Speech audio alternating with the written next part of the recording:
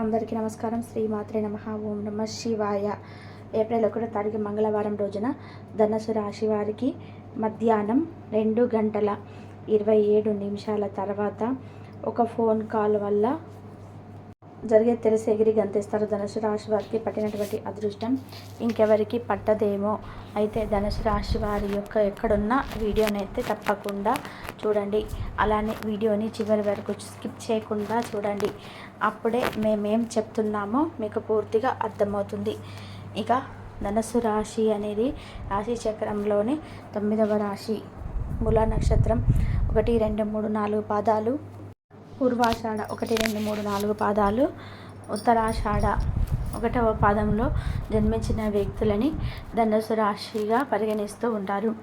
ఈ రాశి అధిపతి వచ్చేసి గురువు మరియు బృహస్పతి.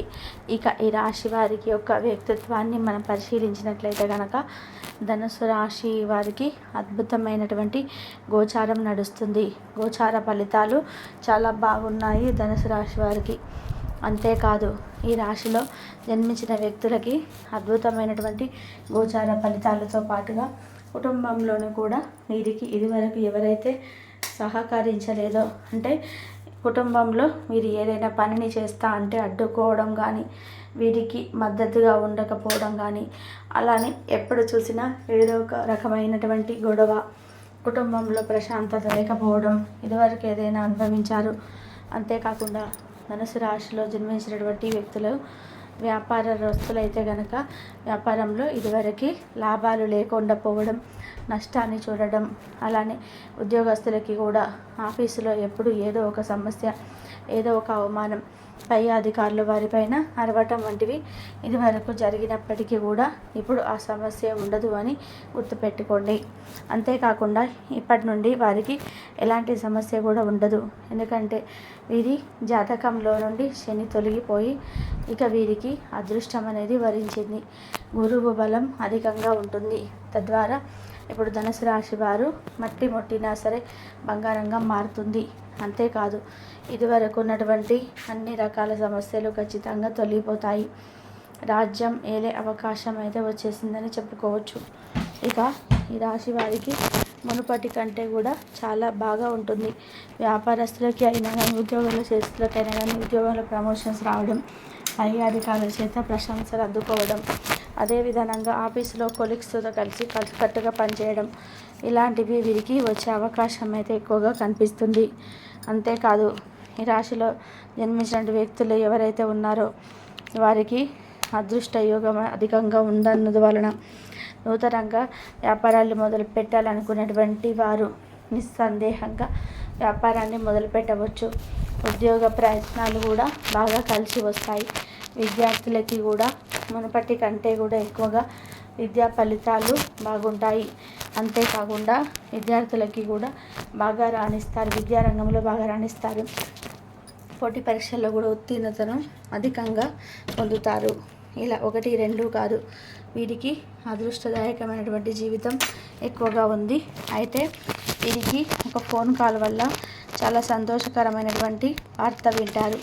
అసలు ఆ ఫోన్ కాల్ ఏమిటి అంటే కనుక మధ్యాహ్నం తర్వాత ధనుసు రాశి వారికి ఒక ఫోన్ కాల్ వస్తుంది. హఠాత్తుగా ఒకరు మిమ్మల్ని కాదనుకొని వెళ్ళినటువంటి వ్యక్తులు మీకు ఫోన్ కాల్ చేసి మళ్ళీ మిమ్మల్ని మీ స్నేహాన్ని కావాలని వేడుకుంటారు. అందువల్ల మీకు చాలా సంతోషంగా ఉంటారు.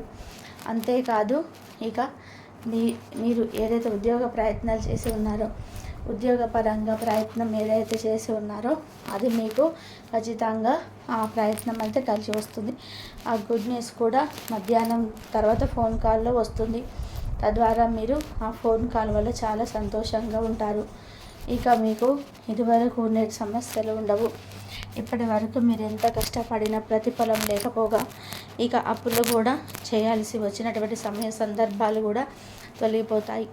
సంతోషం వస్తుంది. ఇదివరకు సంతోషం అనేది మీ జీవితంలో లేకపోవడం, బాధలు, దుఃఖాలు, కన్నీళ్ళు, ఆర్థిక సమస్యలు ఇవే అధికంగా ఉండడం, అవన్నీ కూడా ఇప్పటి నుండి తొలగిపోతాయని చెప్పుకోవచ్చు. అంతేకాదు ఇక కుటుంబం మీకు పూర్తి మద్దతునిస్తుంది. అంటే మీరు ఏదైనా చేయాలన్నా, ఏదైనా సపోర్ట్గా నిలబడాలన్నా కానీ కుటుంబ సభ్యులు ముఖ్యంగా ఈ భాగస్వామి కూడా ఖచ్చితంగా మీతో చాలా సంతోషంగా ఉంటుంది. మీ జీవితంలో ఉండే సమస్యలు కూడా తొలగిపోతాయి. అలానే మీ భాగస్వామి యొక్క బాగుంటుంది.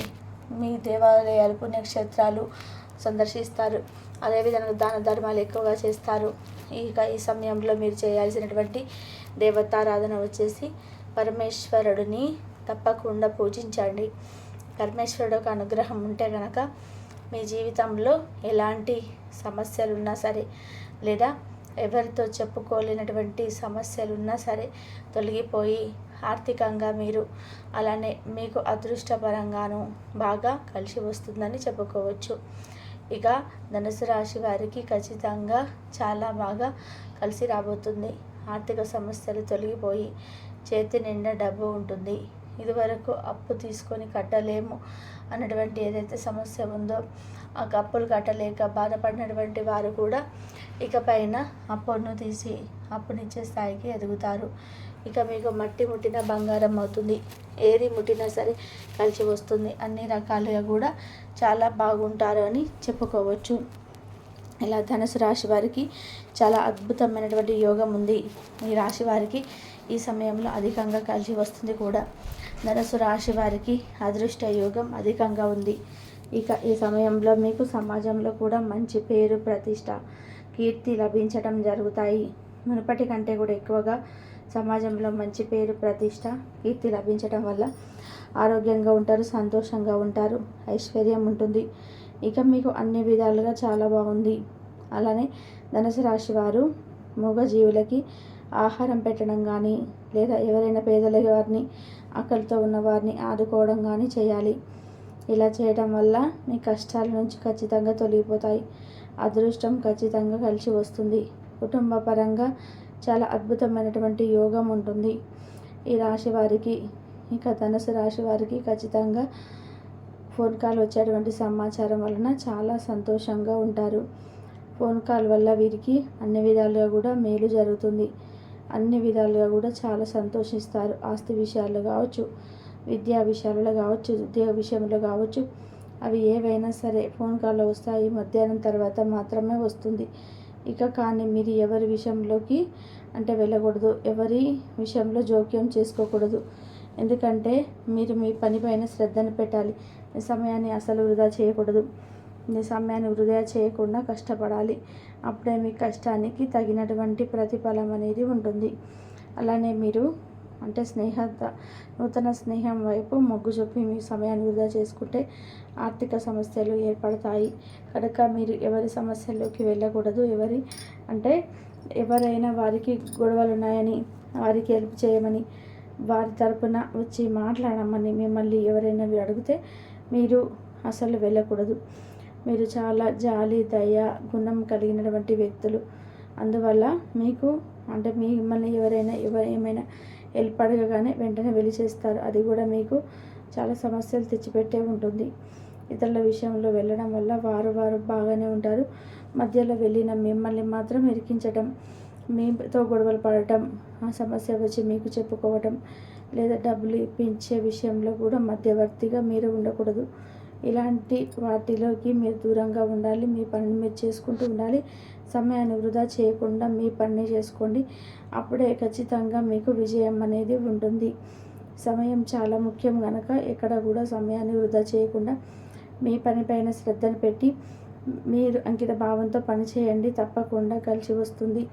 ఇక ఫోన్ కాల్ వల్ల ఏం జరుగుతుందో, ధనుసు రాశి వారికి ఎలా ఉందో పూర్తిగా తెలుసుకున్నారు కదా.